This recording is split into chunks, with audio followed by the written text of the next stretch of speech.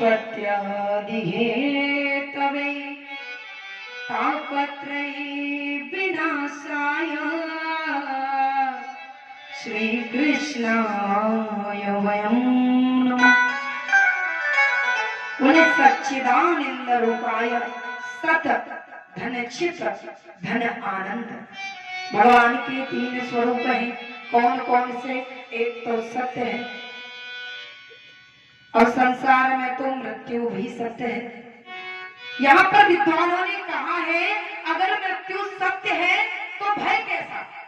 अगर मृत्यु सत्य है, सत्य को स्वीकार करने में क्या कोई पीछे हटेगा? कभी नहीं हटेगा। और मृत्यु भी सत्य है तो भय कैसा? आप चाहिए 7 दरवाजों में बंद हो जाइए, सत्य है, इसी कारण वह वहां भी चली आएगी आपको लेने के लिए। कितने भी सूक्ष्म हो जाइए लेकिन ले जाएगी, कितने भी स्थूल विराट हो जाइए लेकिन ले जाएगी। बोले मृत्यु जब सत्य है तो भय कैसा? वो तो कहीं से भी आपको आकर ले जाएगी। ऐसा भगवान का स्वरूप। बोले सत्य ही स्वरूप है उनका। सत्यम परम धीमहि। बोले संसार में जो प्रतीत हो रहा है, संसार की उत्पत्ति होगी, पालन होगा, फिर नाश हो जाएगा, सत्य है। जो जन्म लिया है वो मर जाएगा, सत्य है। यही सत्य भगवान का स्वरूप है। चिद बोले जो प्रकाश है,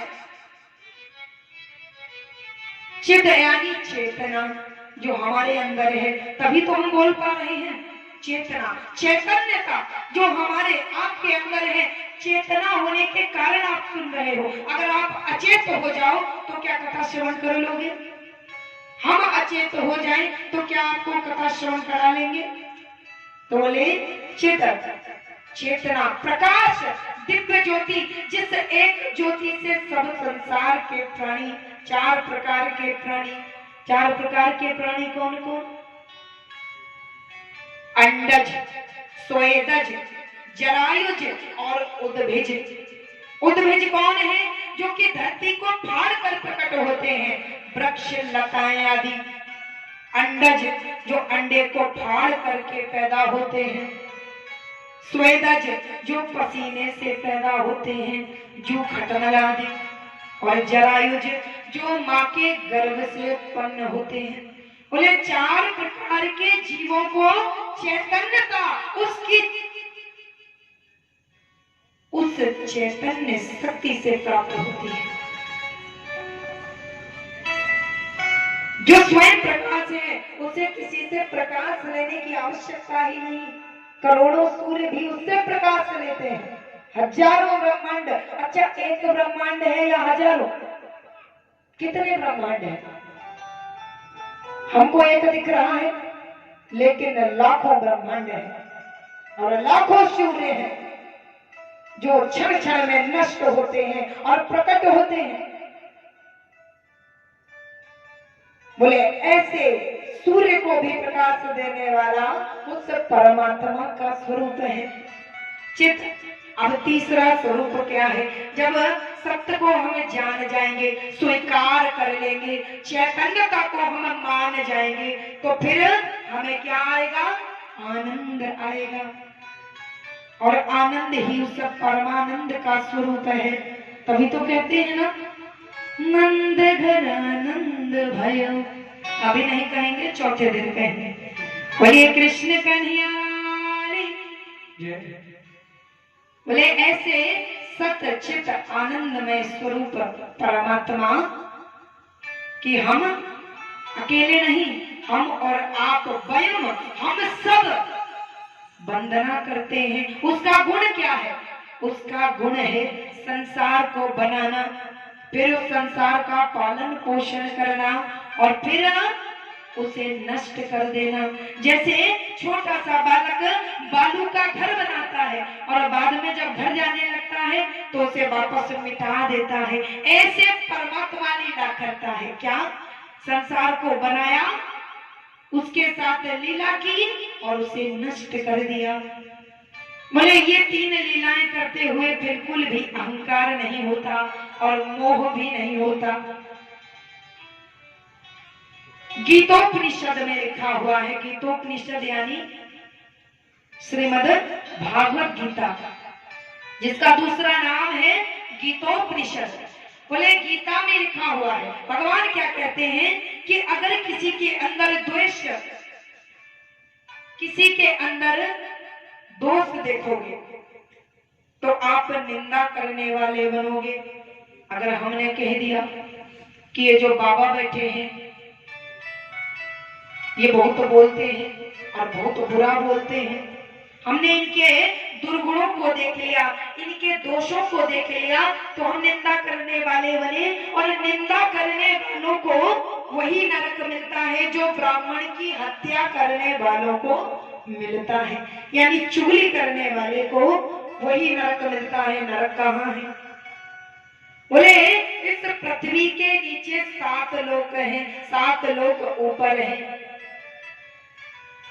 बोले पृथ्वी के नीचे 7 लोक हैं, अतल, वितल, सुतल, तलातल, रसातल, महातल और पाताल। बोले पाताल, ये जो 7 लोक हैं, इनके दक्षिण की दिशा में, दक्षिण में 28 नरक हैं, यम की पुरी भी है। बोले उन नरकों में जाना पड़ता है चुगली करने वाले को, निंदा करने वाले को। तो बोले किसी के दोषों को मत देखो, अगर आपने किसी के दोषों को देखा तो आप निंदा करेंगे, और निंदा करेंगे तो आप नरक के गामी हो जाएंगे। और बोले किसी के गुणों को मत देखो, अगर गुणों को देखा तो राग हो जाएगा, यानी प्रेम हो जाएगा। तो प्रेम राग माया का कारण है, माया आकर आपको घेर लेगी। बोले सामान्य रहो, ना तो गुण देखो ना दोष देखो, दोनों में समान रहो। गुण है तो अच्छा है, दोष है तो अच्छा है। बोले वही नरक प्राप्त होता है चुगली करने वाले को, जो ब्राह्मण के हत्यारे को प्राप्त होता है। तो यहाँ पर प्रधानता किसकी है? भगवान के चरणों में भाव को लगाना है। भगवान कहते हैं कोई कीमती वस्तु नहीं चाहिए, पर भाव तो दो, अपने मन को तो मेरे चरणों में लगा दो। अरे ये पंच तत्वों से बने शरीर को दे दो, संसार को, परंतु अपने हृदय को मेरे चरणों में रखो। कर से कर्म करो विधिनाना, मन राखो जहां कृपा निधान। भगवान यही कहते हैं। तो हमें क्या करना है? अपने भाव को प्रभु के चरणों में लगाना है। भगवान कभी नहीं कहते हैं कि तुम अपने परिवार को, घरवाली को, बच्चों को छोड़कर जंगल में चले जाओ और पीले वस्त्र पहन लो, कभी नहीं कहते। अपितु भगवान कहते हैं ये गृहस्थी धर्म ही सबसे कठिन और सबसे बड़ा है। अगर इस गृहस्थी धर्म में रहकर आप हमें नहीं भूलते हैं, तब अगर गृहस्थी धर्म में रहने के बाद आप हमें ना भूले तो ये सबसे बड़ा धर्म है, और इससे बड़ा नरक कोई नहीं है। अगर तुमने मुझे भुला दिया तो, गृहस्थी धर्म में लिप्त हो गए और मुझे भूल गए तो सबसे बड़ा क्या है? नरक है। स्वर्ग कब है? गृहस्थी में रहिए, रसोई का ध्यान रखो, बच्चों के विद्यालय का ध्यान रखो, घरवाली की साड़ी का ध्यान रखो, सब कुछ करो, परंतु हृदय में किसको रखो? अपने इष्ट प्रभु को रखो, तो कृपा आपको अवश्य ही प्राप्त होगी। ऐसे सत्य चित्त आनंदमय परमात्मा का स्वरूप है। बोले 3 गुणों को रखने वाला, हमारी दैहिक, दैविक और भौतिक पीड़ाओं से हमारी रक्षा करता है। दैहिक पीड़ा जो हमारे शरीर में होती है, कोई भी बीमारी, व्याधि। बोले दैविक जो हमें परमात्मा से कष्ट के रूप में प्राप्त होती है, और भौतिक जो हमें संसार देता है, किसी भी प्रकार का दुख, पीड़ा, कष्ट। बोले 3 प्रकार के तापों से, पीड़ाओं से हमारी रक्षा करने वाला ऐसा परमात्मा, जिसे हम और आप मिलकर के प्रणाम करते हैं।